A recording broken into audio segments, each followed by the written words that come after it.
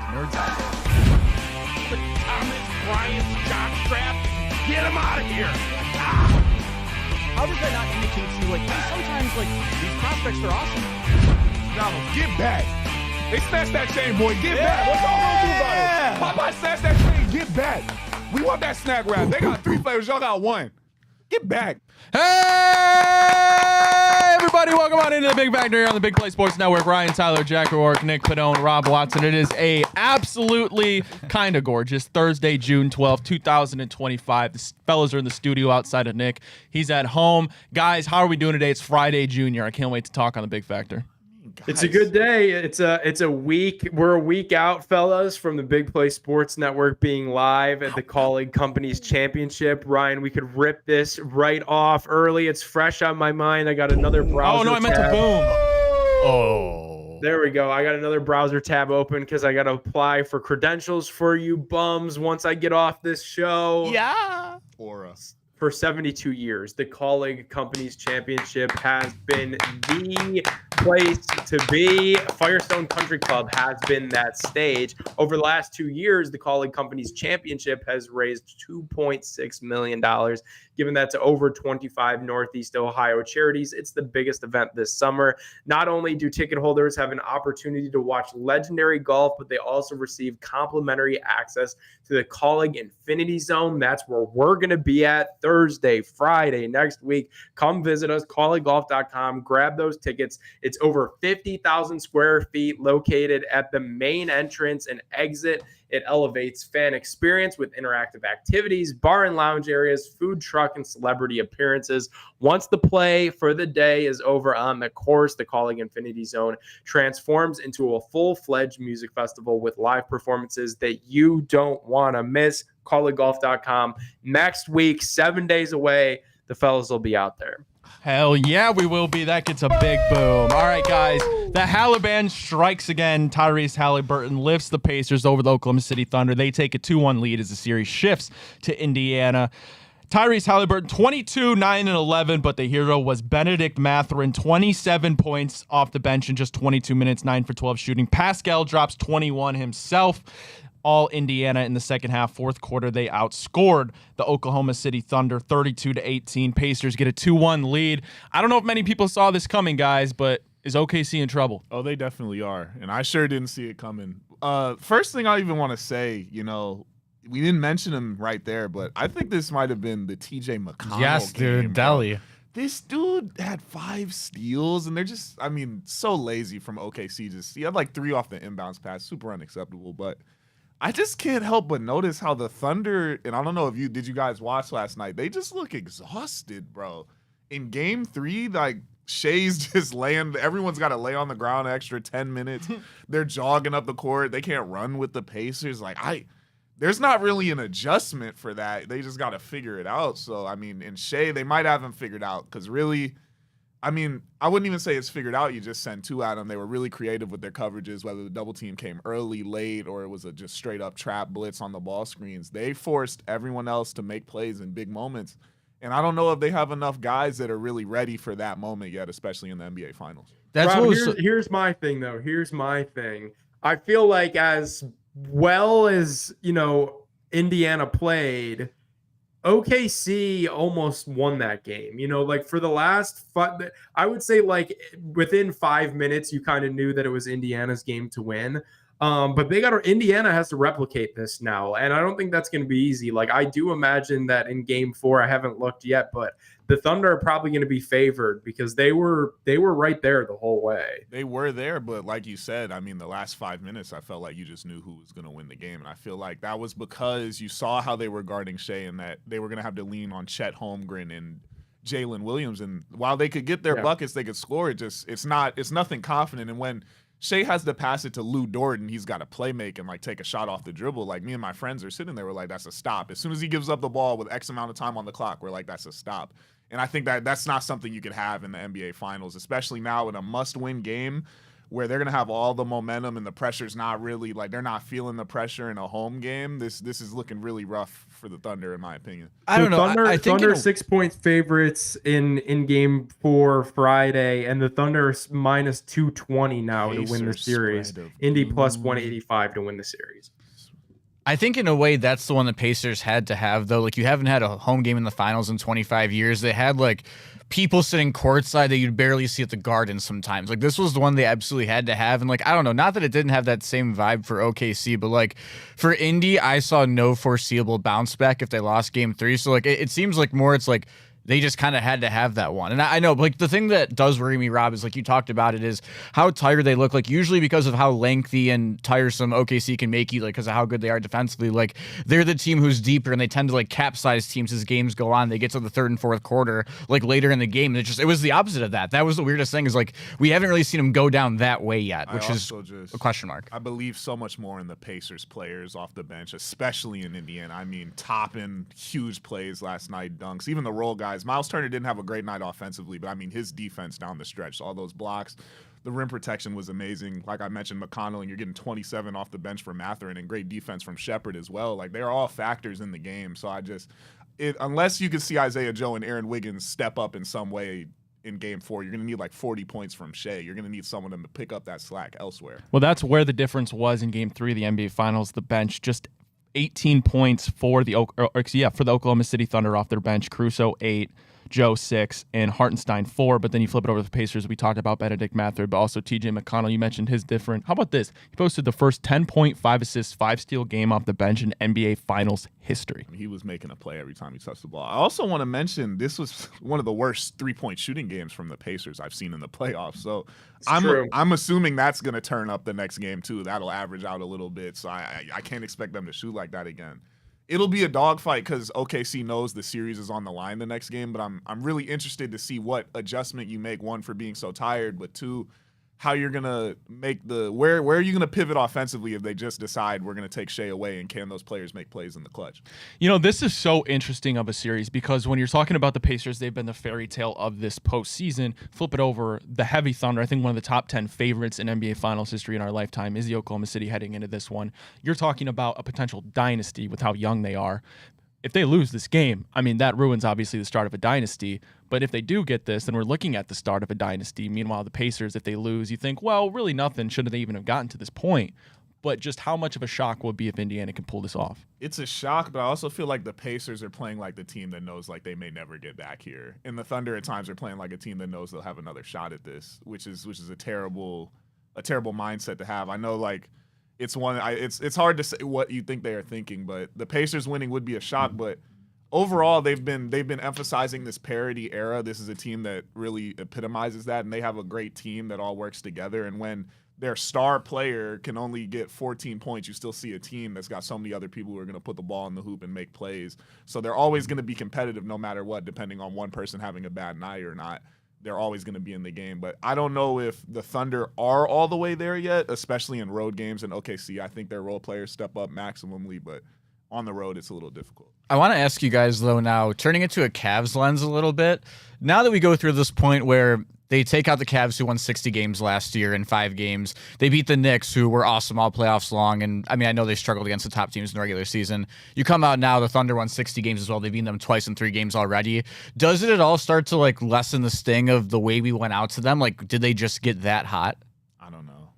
I don't know that it lessens the sting, but I think that it gives Cavs fans a reason for optimism that you don't need an MVP on your roster. You don't need to try to stack superstars. Like, you could literally just assemble a random team with really good players and a deep bench that are athletic and can score and that are hungry to win. And like me and Rob have been saying all postseason, you assemble a roster of playoff risers and you could win an NBA Finals just off that without even having a MVP candidate on your team. I mean, Nembhard 8 points last night, but his defense is just like, it's impeccable. And Neesmith's not really hitting threes either, but they're just so physical. Like, everyone on the court is affecting the game. I still think we have too many players that kind of don't do anything.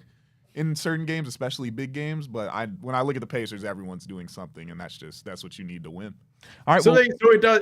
I guess, Jack, to answer your question, maybe it makes me feel a little bit better because I at least see a path, hey, we could do that. We could replicate that. It's there. All right, well, we don't have to wait 900 days for Game 4 of the NBA Yeah, Finals. how That's about that, actually right? Friday. Game 4 will tip off in Indiana. Pacers take a 3-1 lead. That might be all but over. All right, we got to take our first break. When we get back, everybody's britches are in a bunch. Shedeur Sanders not getting reps with the first team. What does that mean, if anything? We'll talk about that when we get back on The Big Factor.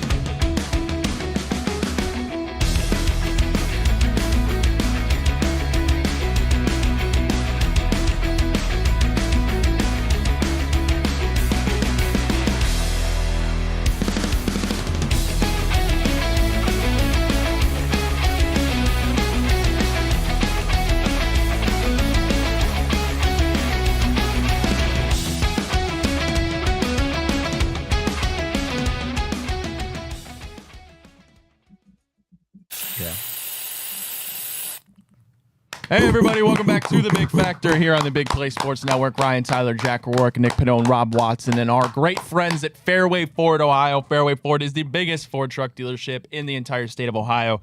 They have the largest selection of Ford F-150, Super Duty trucks, and they will not be beat on price by any other Ford dealer. That's employee pricing for everybody. You pay less than what they pay. That's pre-tariff pricing on all Fords.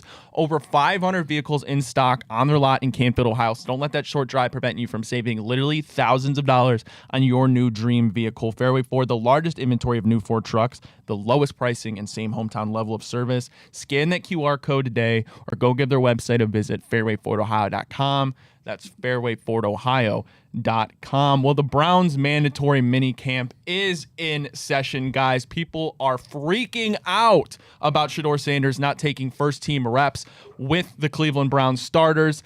Zach Jackson wrote up some nice words about some of the quarterbacks here for the Browns. It says a brief overview of all four quarterbacks' performances. Quote, from my view on the sidelines, these two mini camp practices have been Gabriel's best throwing days. He finished both strongly after erratic starts. Sanders comes in and generally gets the ball out of his hands quickly and confidently. Flacco can still fling it when he's asked to, and Pickett has been unremarkable.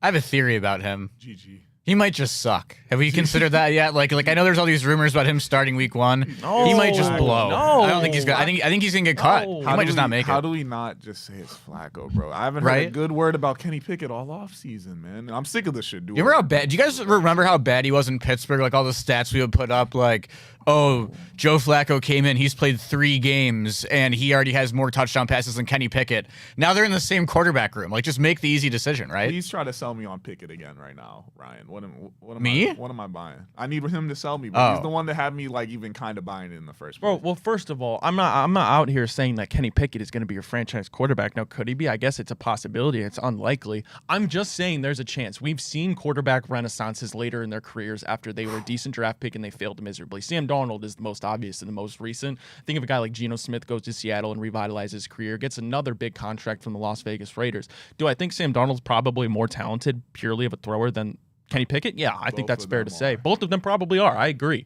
But at the end of the day, it's still a first-round pick. And it's hard because are you really going to say, well, it comes in the Browns, an organization that hasn't been able to develop a quarterback since 99. So the odds are against it. I just think the Browns want Kenny Pickett to work out. And I think they want him to be their week 1 starter. Brian, the one issue that I'm taking to that, though, is even though they want that to happen really bad, it still doesn't make sense. Because even if that dream scenario happens where he turns around his career and he's Sam Darnold or he's Brock Purdy and he's a great game manager, I'm not handing Kenny Pickett $20 million a year to keep him around after 1 year. What is one good trait? There's also first-round picks nice like hair. Malik Willis who are in Winnipeg. What does he do better He's got as a nice hair. quarterback quarterback And that than fa- and that- anyone in the locker And that room. fake slide had immense aura. But the thing is, if you start Joe, like, slide. Do you know how many in aura points he's 2025? lost since the ACC Bro, they had to ban championship it 5 because years they ago? had to ban Slide the in fake slide. 2025. They had to ban the fake slide because he had that much aura. Listen, if you start Joe, here's the thing: the Browns need to figure out who their franchise quarterback is this year because you know it's not Joe Flacco, and yes, it's probably not going to be Kenny Pickett. Let's say you start Joe Flacco and you start winning games. That's great, but that kind of will I'm thinking of the right word, hinder your ability to go throw out Shedeur Sanders and Dylan Gabriel. Like if you're 4-2 and you're going into week 6, and I know people are like, I'm going to win 4 games. How do you make that flip to Shedeur or Dylan? Don't you almost think that this season they'd rather start Kenny Pickett, he fails, and then you have a real reason to go in and throw in Shedeur and Dylan Gabriel? I know that doesn't work and that doesn't align with like a Myles Garrett coming back to re-sign because he wants to play for a playoff team. No, that was about money. I get it. But if you're the Cleveland Browns, at least throwing out Kenny Pickett, you see if he's got anything, and if he doesn't, well, guess what? You go throw out Dylan Gabriel. I'm confused. I'd rather do that than start Joe Flacco for 12 games, go 6-6, and then not have enough time to figure out if Dylan Gabriel or Shedeur Sanders are the answer. Are you saying he's going to be a reclamation project or blow, though? You got to get out of your head that the Browns are going to win this year and do something meaningful because they're not. A sacrificial lamb. But if Jack he's- is if what he's I a- think he's trying to say. But yeah, here. but don't then just he's, go then he's from not the a worst reclamation, so contract it's playing in because he sucks is what you're saying. I'm not saying playing because he sucks. I'm saying play him, and if he sucks, well, guess what?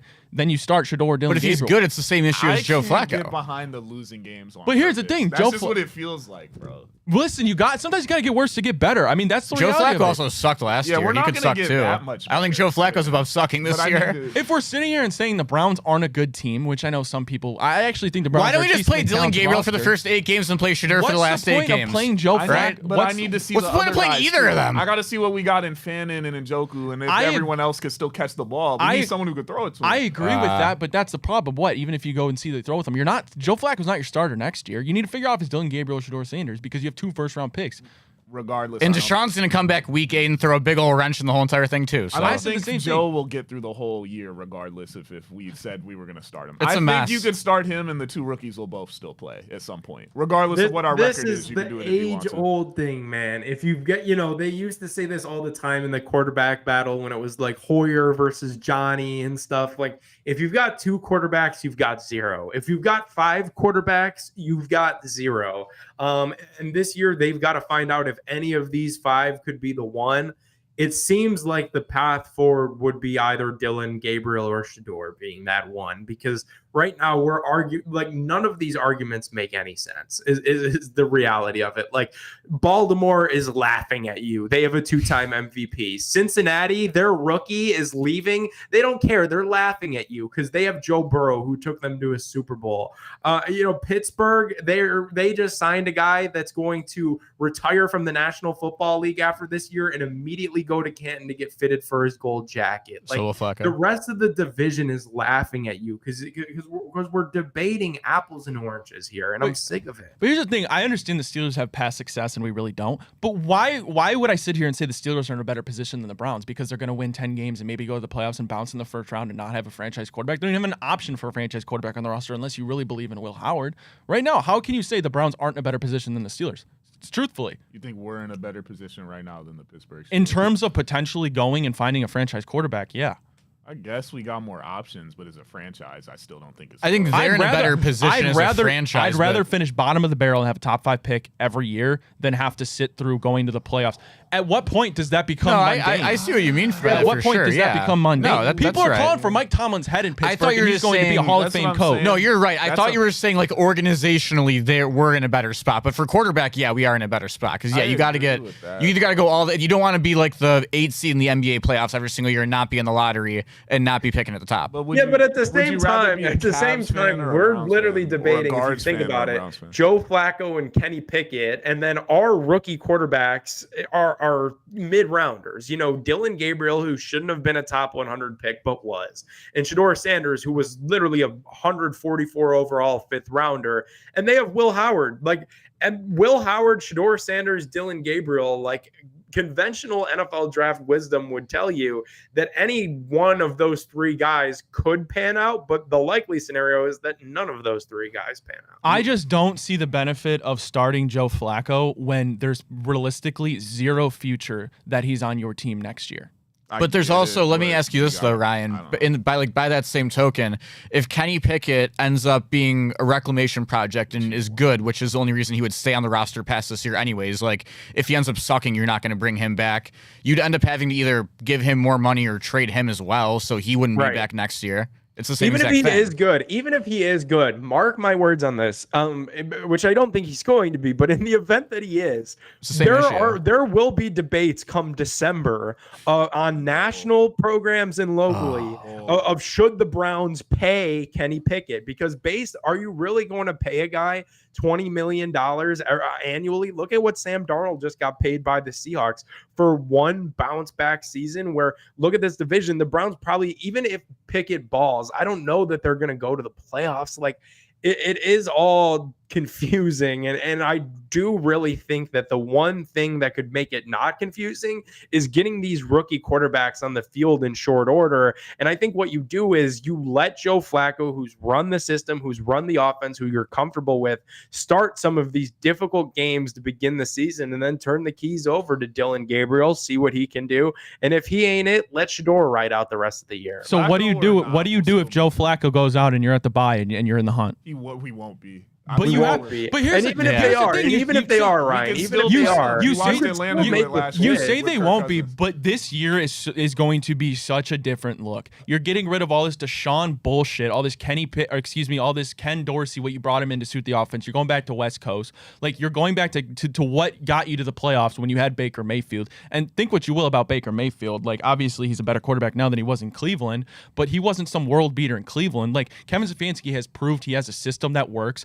Insert X quarterback. We've seen it work with a number of them. You don't need some fancy. You don't need once you get deep in the playoffs, yeah, you need a Patrick Mahomes, you need Lamar Jackson, you need a Josh Allen. But like, if we're just simply sitting here talking about getting to the playoffs, like I don't think the Browns are going to be nearly as bad as they were last year. I mean, they also just simply based on the fact you're going back to what we saw work recently with Kevin Stefanski. I said the same thing about Pickett. You would have. In the hunt isn't going to be good enough if they really want to play they also, quarterbacks, bro. He'd have to be like 6-2. Like we'd have to be right, like an MVP candidate. If it's mid, it's mid. You could still play the other kids, bro. We've seen other QBs make the switch, and we know what it is. We know what it is. You know, we know what we're signing up for going into this season is that you probably got to get a look at all these guys. I think that's the national perception as well. That's why you got literally 0 primetime games, because they would have given you at least one because you have Shador on the roster if they knew when he was going to play. So I do think that whether it's Pickett, whether it's Flacco, regardless which one of these vets start the year, I don't think who starts the year is finishing the year. That's just not it's. I also don't think being better than last year necessarily equates to being in the hunt, because like that was such a shitty team last year, and like even like looking from how good they were with Flacco 2 years ago, like Flacco got 2 years older, didn't play great football with the Colts. I mean, he's over 40 now. Like the middle of that old line, really actually the 4 to the left of DeJuan Jones, who I assume is going to play left tackle, are old as shit. Like everyone's getting older. Like I kind of. I think we're going to be in trouble either way. We could be 500 and you could switch the QBs either way. Yeah. Regardless. I just want to see the offense in a well-oiled machine so I can see everything else, and then you could play the other 2 QBs. That's all I want to see. Okay, I don't think we'll see it with Pickett. I think he sucks. That brings us back to the discussion of the rookie quarterbacks. Like I don't want Shador or Dylan Gabriel to start week 1. I don't want them to. I'm not saying we'll see him till like week 10. Then you can see them both play like 3 games. Why? What's the problem with that? No, there's no problem with that, and that's what the Browns are going to do. That'd be the smart thing to do. I guess I'm just basing it off of the fact that, yes, it's probably a very unlikely scenario where Kenny Pickett actually plays pretty well. And you're right, Nick, because there will be a point, like, are you really going to give him this money off of 1 year rather than seeing what you have? Because we know the formula. It's a young rookie quarterback on a cheap deal that you can build around. I don't know. Right. It's a shit show for the Cleveland Browns. I suppose we'll see what happens. But I do want to talk about Shedeur Sanders not getting reps with the first team. Why are we making this a big deal? I understand that's the name Sanders. He's a 5th-round pick. You can't go back to saying, well, he should have been a 2nd overall pick, because he wasn't. In fact, 31 out of 32 teams passed on him multiple times, and the Browns ended up selecting him in the 5th round. I know you're not probably going to say that, well, he's a 5th-round pick because it's Shedeur Sanders, and everybody wants to see him play, but that's the reality. It's a 5th-round pick. What 5th-round pick comes in and gets first-team reps? Ryan, I think the issue here, though, is it's the perception. Yeah. It's the perception of how Shedeur fans are viewing him, but it's also the fact that right after he was drafted, the regime, the head coach, the GM are telling the media media, who then tells the fans that this is an open and honest competition here in Cleveland, and any of these dudes have an opportunity to be the week 1 starter. So if that's the truth and if that's material, then Shedeur should have those equal opportunities to the rest of the guys when training camp comes around. I think there was much ado about what's going on in, mini camp and OTAs, but training camp is really where the battles begin. That you hear them, they're called camp battles. They're not called mini camp battles or OTA battles. Like, it all happens in training camp. We just spent 10 minutes talking about how they're all the 2 vets are both mid. We see no future. Why not just give the kids a rep and see what he's got? I don't get, like, what's stopping you from seeing if he's good? I get it was a 5th round pick, but we all know he had the 1st round mock and the 2nd round talent at the very least. Why not just let him play? Especially because Flacco hasn't gotten many with the first team because he's taken mental reps because he's been in the NFL since Shedeur was in kindergarten. Not? That's the only thing. We also don't know what's going on when the media isn't there. I'm hoping he's getting some. That's a big factor. We got spidey senses, though. I don't think they're giving our kid a shot. I know the Browns block out all that bullshit. They don't care what the fans say. Like, they know more than we do at the end of the day most of the times. Well, I guess with the Cleveland Browns, you never know. But there's also a sense in protecting him. I mean, I get it. Like, if the media comes out, you see Shedeur with the first team reps and he's looking real good. Everybody's going to be clamoring for Shedeur Sanders to start. It's almost better for me. There's no inherent pressure. If he was a 1st round pick, there would be inherent pressure for him to get progressed very quickly and become the starter sooner than later. You still got the guy. He was a 5th round pick. Now you can just ease him in and not have all this bullshit outside noise. Here's the spin zone on that, though, Ryan. At some point in the season, I think you would agree, the Browns and Browns fans alike are going to want to see Shedeur. No, it's probably not going to be week 1, but come week 10, when the season could be out of hand, yeah, we want to see if he can get on the field and what he can do. People will be mad if he gets on the field and he doesn't look good, and people will come back to, well, he didn't have an opportunity in practice to work with these 1st-string guys that are out there protecting him, with Quinshon Judkins, receiving his handoffs, with Jerry Jeudy catching passes. People will say, oh, well, he was practicing with bums who are currently in the UFL. But to me, that's not a valid excuse for him to go out and fail. To me, that's not a valid excuse. If you're any 3rd stringer would have to come out and play with that's guys just the role of being a late round pick, is you come in and once you finally get your opportunity, guess what? You have to do it. Brock Purdy wasn't taking 1st team reps when he got launched in because of injury, right? I don't necessarily agree with it. I'm just telling you what people are going to say. And at the end of the day, this season might suck. Like, that's fine. You don't just come back from a Deshaun Watson debacle, all this offseason drama, not having a quarterback. You don't just come in and all of a sudden it usually works out. Like, I get you're used to your Jaden Daniels and your CJ Strouds because they're recent, but that often doesn't happen, and that's the reality of the NFL. I think peak season, it's like 7 or 8 wins. If you come out of this season, you find a QB. That's what I'm saying. If you come out of this season and you can unequivocally say that Dylan Gabriel or Shedeur Sanders are potentially your franchise quarterback, I think you chalk it up as a win, regardless of how that looks in the honestly, win column. We could win like 4. If it's like an exciting last 3 or 4 with one of the QBs, and it's like he's got it, and that's just what it is. And then we take, hopefully Jacksonville was just absolute dog water. We got 2 top 10 picks. Think about how excited Patriots fans are. I'm just using this as the most recent example. Drake May didn't come out and start. It was Jacoby Brissett. You saw him later in the season. He looks good. Now you build up all this hype, and now he's ready to launch in year 2 as the Patriots franchise quarterback. Well, we'll see. All right, we got to take another break. When we get back, Kevin Durant to the Cavs, probably unlikely, but I guess according to some sources, they did call and check his availability. Where would he fit into this Cavs lineup, and what would it take to get him? We'll talk about that when we get back on The Big Factor.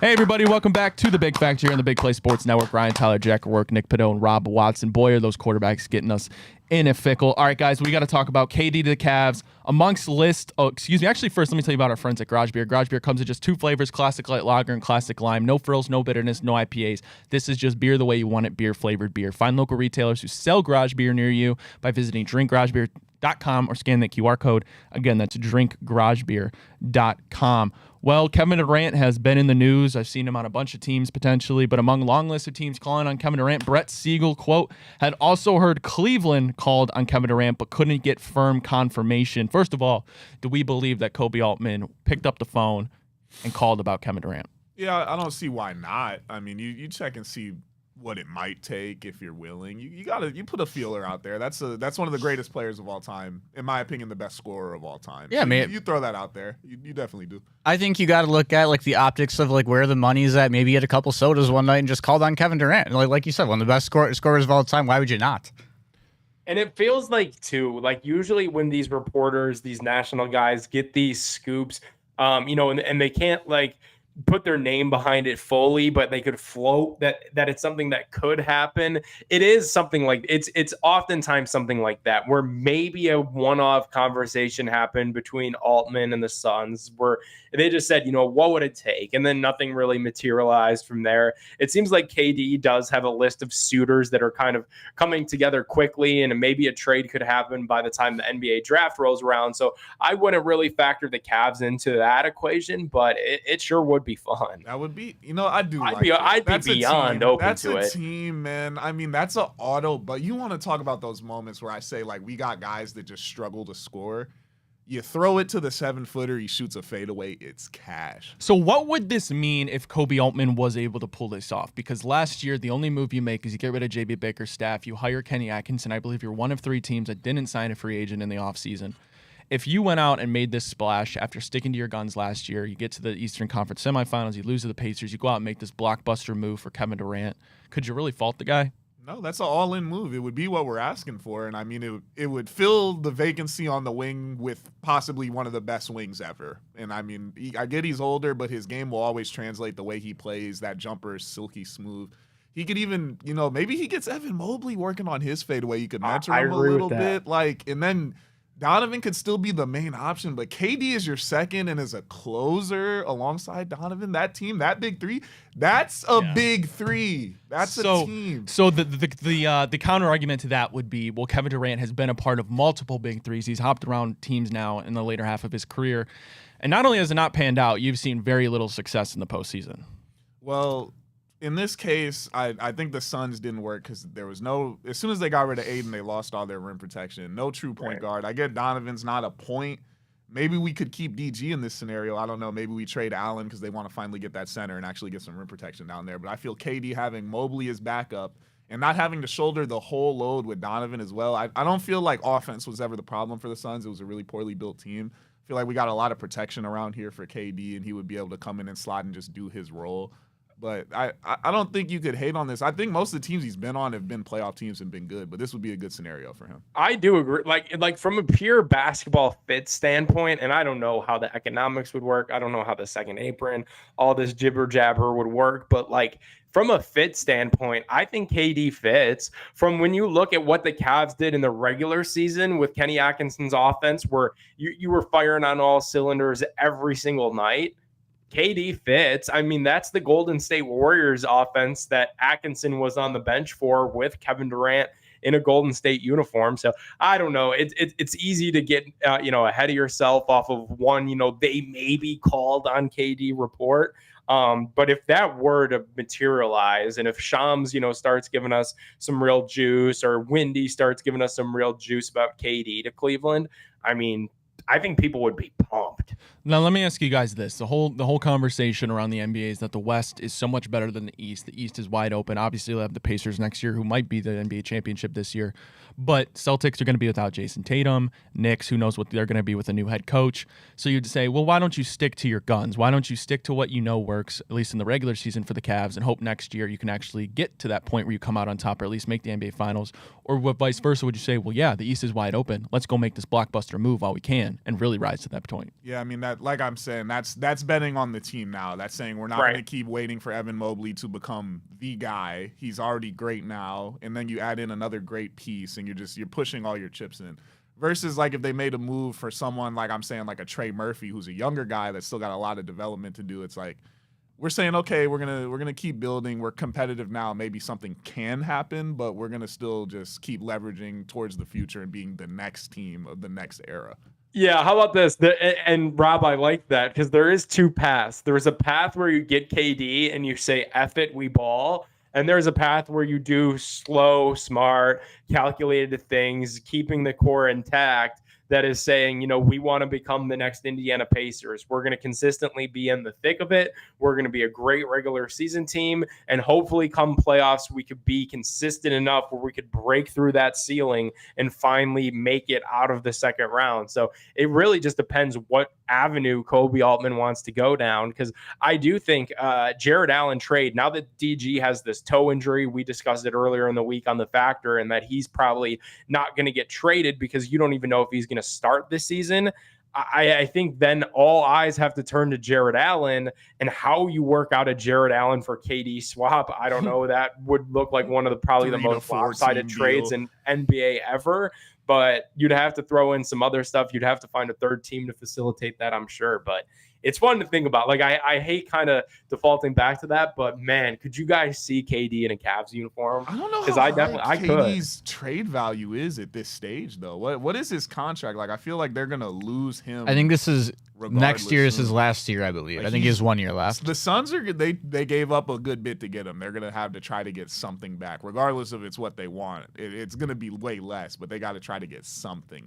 I don't know, but I think like 1 year. Do you think you could swing them like? And I don't know. I'm just like totally spitballing. I don't know as much about basketball as you guys. I might sound like an idiot, but you say Jared Allen, right, for like rim protection, help out down low with Booker. So if you start with like him, because he's gonna go up to like $28 million, and I think KD's around like 53. If you get to a point eventually too, if DeAndre Hunter, he only has 2 years left on his deal, he's probably gonna go up in money when he's eligible to after next offseason. He's another like I think $23 million right now. Like that kind of starts to align closer to the money that KD would be. You would have 2 years with him, and they would have the money possibly to extend him because Bradley Beal's money will be done by then. So like for them, that might make more sense financially, and they could extend those guys, and us like we'd get the quick fix at win. So if I'm looking at this right on Spot Track, a KD trade to Cleveland, it would really just be a rental. Yeah, he's got 1 year left. He's an unrestricted free agent in 2026.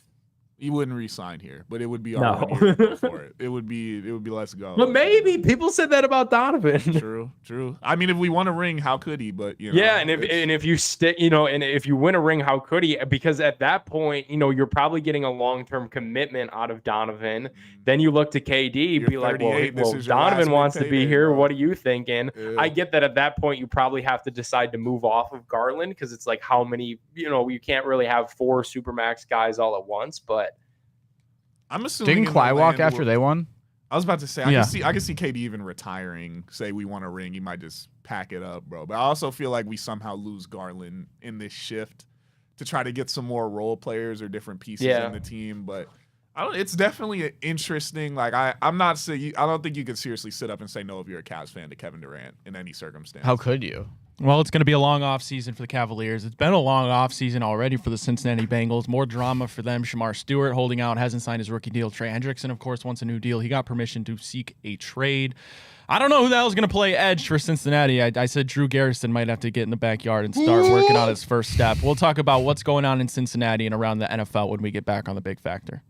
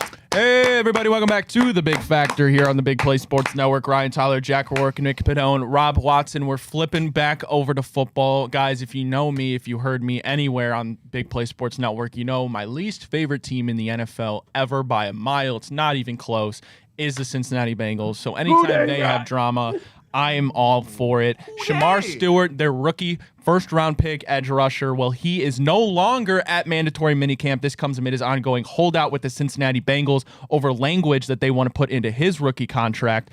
The reason is reportedly because of specific language in his contract that wasn't present in Amarius Mims, who was last year's first-round pick for the Cincinnati Bengals. The language specifically could avoid future guarantees if there was some sort of breach of contract. This is something that the Bengals have not previously done. This is from Shamar Stewart, quote, "I've never been a person to ask for more than what I deserve. The Bengals trying to implement something new to me is unfair, and I feel like I've been nothing but fair. I'm not asking for anything crazy. I could understand if I was asking for more in my signing bonus, which I'm not. Them trying to do all of this is crazy." This, of course, comes on the heels of superstar edge rusher Trey Hendrickson holding out because he wants he wants a contract extension, but the Bengals already paid so much money to stars Jamar Chase and T. Higgins. He's got permission to seek a trade a few months ago. Who the hell is going to play edge rusher for the Cincinnati Bengals? This sucks, man. I mean, I don't really give two shits about the Cincinnati Bengals, but this sucks for Shamar Stewart because now like they're assassinating this man's character at this point. Like I'm seeing Bengals fans saying that, oh, he's only doing this because he grew up a lifelong Chiefs fan and all this stuff. Like, stop it. How is it consistently the Cincinnati Bengals are the one team in the entire National Football League that struggle with this? They're the one team that this constantly comes back to because they don't take care of their guys, and now they're trying some sort of sketchiness with Shamar Stewart's rookie deal. This is so easy. Like, to sign a rookie contract, you don't even really need the agent. You don't really need a lawyer because of the slotting and how all of this works. Like, this should be the easiest, just administrative maneuver that just has to get fulfilled so Shamar Stewart could get on the field. Now you see that he leaves mandatory minicamp just up and left to not be a distraction to his teammates on the last day. This is an unmitigated disaster in Cincinnati right now, and I don't know what the Bengals are doing or what they think that they're going to get out of this. Just give the man his money the same way that you do every other rookie contract and put this behind you because it's turned into a massive distraction, and it will make it harder to negotiate a second contract. It will make it harder on any other agent that's seeing this situation play out. When the Cincinnati Bengals call, they're going to have it in the back of their mind that this is just how they do people. Ryan, guys, you said this was about guaranteed money, right? Or something about they're trying to make it so they could eventually void him. So in the language that they want Shamar Stewart to sign in his rookie deal, it would include void. It would specifically could void future guarantees for breach of contract. This wasn't something the Bengals have done before. This wasn't in the contract of Amarius Mims, the offensive tackle they drafted in the first round last year. What would that even be? That's like character issues, I think, because he had character issues coming out, I believe. I was going to say, this guy was a bit of the risky pick. A lot of upside, didn't put up a lot of productive, wasn't super productive in college. Well, he had Nick Scourton on the same D-line with him, too, at A&M. It was a potential pick, upside guy with a couple of problems. So I just feel like it's kind of slimy that you still took him in the first round, obviously for the talent, but now you're trying to hedge the bet with the contract. Right, and this is the same organization that just drafted Jermaine Burton last year, and you let him run around. He was in the Beano until 10 a.m. Being a headache week in, week out. There was a new Jermaine Burton story. He trashed his apartment. He was up until 3 a.m. at the casino. Like that guy was running around doing everything but skates. Like, I don't know, guys. I think also too, cake and eat it too with this is what I'm getting, and I don't. Right. Like if you signed up for it, sign the dotted line. It's the old Mike Tyson adage: sign the contract. To move it a bit back more to like the actual on-field with it too, I'm someone who's watched an Al Golden-led defense for a very long time, and with the issues with Trey and Shamar Stewart now, like he's a guy who he's predicated on like not having ridiculously strong secondaries, but being able to get to the quarterback immediately, like get there so like your cornerbacks don't have to hold up for that long. Right. He sends the house as much as possible. If those two are out, they're fucked. Like they're in a really, really bad spot. That is not a good secondary outside of like Cam Taylor-Britt. Like Dax Justice Hill. They're waiting for him to break out for what seems like the 10th year in a row now. Like they could be in a lot of trouble defensively, which isn't good because they let up 40 points per game last year. The Cincinnati Bengals are that meme where you put a piece of duct tape over the thing that's breaking and Or all the Niagara water's gonna Falls. come out. That offense You is had fun one to of the- watch, though, man. You had one of the worst. It's the Big 12. It's literally Big 12. You've had one of the worst defenses I've ever watched in my life last year, and I get it. You had to sign Jamar Chase. By the way, you could have saved yourself a lot of money if you paid Jamar Chase. Honestly, after his rookie year, because after that, you could tell he was going to be a top 5 receiver for the rest of his career. You waited until the last year. Now you're forced to pay him, make him the highest paid wide receiver in the league. You give a wide receiver They would be who is relocated. very valuable. Don't get me wrong, but he's paid like a bona fide wide receiver one, and now you're going to be without your edge rusher rookie and without one of the best edge rushers in your franchise history in Trey Hendrickson. The Bengals are just, I'm sorry, and like with Mike Brown, they're never going to be. They think that's the problem. It's peak delusion. You can talk about peak delusion here in Cleveland. I know we suck. I know we're ass. I know we don't belong in the echelon of the Chiefs, of the Bills, even though I know they won a Super Bowl. But that's the thing. The Bengals think that they're so high and mighty. Joe Burrow, one of the best quarterbacks of his generation, rightfully so. But listen, you've been to a Super Bowl. Congrats. I can't say the same thing. You lost it. You haven't been back. You missed the playoffs last year. Joe Burrow was often hurt sometimes. Like they think they're in this echelon of the Chiefs. Like they have this rivalry with the Chiefs. No, you don't. The Chiefs own you. Get over it. Ryan, dare I say they're wasting him. They're wasting Joey B. I mean, Jesse Bates, look at the year that he had for Atlanta last year. Oh, bro, that was the only defender they had. Bro, Him and Hendrickson. I'm telling you, If they never got Joe Burrow, they would be disbanded by Bengals now. fan it's peak delusion. It's peak delusion. Their facilities suck too. It's something They in don't the spend sky- money. They don't It's pay the anyone. It's the fluoride and the skyline chili. It's just the way they fall into offensive talent, man. Dude, it's just the way, bro. If I'm sorry, How if they you got Chase shotgun Brown, skyline chili, your football team is gonna suck. That's just how it works. All right, we got to take another break. We wrap this up. Boogie Cousins did what? We'll talk about that when we get back on the Big Factor.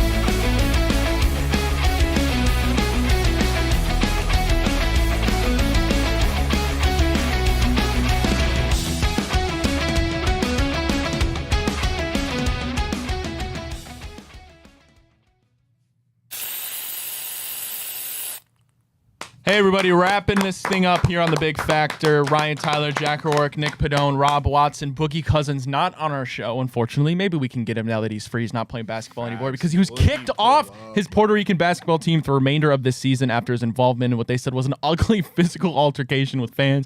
I don't know if ugly is the way I would describe it. I would say disgusting is the way I would describe it. Hilarious. Basically, I'm not even gonna say what happens. We'll talk about it. I'm gonna play the video and Roll it. and I'm gonna get your guys' thoughts on this.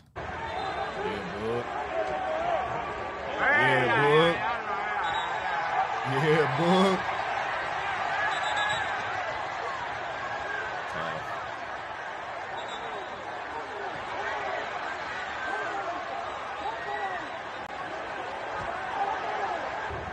Well, he grabbed his Fremunda cheese, put it in the guy's face, and now he is Sweaty, banned from his too. Puerto What Rican quarter football was that, team. man? I know Cousins it's plays tough. for the Mets de Guaynabo, and now he is off the team after basically grabbing his nuts and shoving them metaphorically into another man's face. Do we know what the dude said? No idea. There's a lot of issues at hand. First off is the face wash, but also, you just can't do that in public. That's crazy.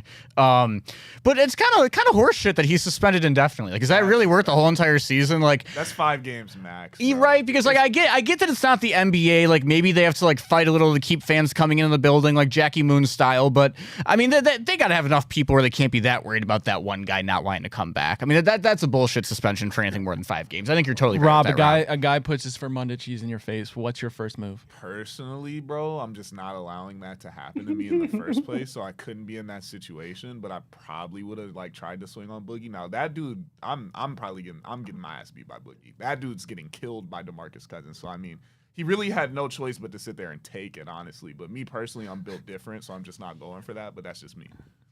It's also a little selfish towards the backup center. Like, could you imagine like growing up playing basketball like your whole entire life, and you get to play with like an NBA legend like Boogie Cousins, right? You're gonna sit behind this guy, make a little bit of money, come off the bench, probably play 5 minutes a night and get 4 rebounds, and then boom, out of nowhere, Boogie's just out for the year. He's going home. You don't get to hang out with him anymore. You guys got to think he never steps foot near that league again, right? Like he's getting on the first plane out, like Deshaun style. I don't know, like he doesn't stay with the team, right? How much are they paying him? And I'm sure he's bringing so much money to that league. My question is, what's worse, this or getting teabagged? I don't know. It's his hand, bro. I get it's his sweaty juices and stuff. Bro, that. The teabag, That's on camera. That's taint sweat too. That's on camera. He could have literally went up and grabbed his head and just like done whatever he wanted, bro. Like it could have been worse, bro. I'm sorry. The dude had all the time to move. He sat there and just let it happen. So does Boogie need to go to Alcatraz? Nah. Yeah, we. No, I love Boogie Cousins. We can't send him. Is it free Boogie? I think it's free getting ridiculous, till it's backwards. Man. It's getting ridiculous. Free Boog, man. Free him. All right. Well, we haven't sent somebody to Alcatraz in quite a while. Maybe we'll do that pretty soon. Send the Bengals, bro. Send the front office. Fact. What they're Yeah, doing because to send the Shamar Bengals. Stewart is crazy. Mike Brown has to go to Alcatraz. No, we need to free Shamar Stewart. That's what I'm saying. What they're doing to him is insane. Send the people that are doing that to him to Alcatraz. Yeah. No, Mike Brown definitely needs to go to Alcatraz. That's a show, fellas. We're out of time. Appreciate everybody tuning into the Big Factor here on the Big Play Sports Network. Huge shout out to Garage Beer. Huge shout out to Fairway Ford. Next week is the Call Out Companies Championship. Please go get your tickets now. You don't want to miss it. 1 ticket, 2 experiences. You get to sit there and watch the pros play at Firestone, and then afterwards it's a huge party at the Call Out Infinity Zone. We'll of course be there. All the golfers, you get a chance to talk to them. It'll be an awesome experience. ColleagueGolf.com. Go get your tickets now. You don't want to miss it. It's truly an amazing experience.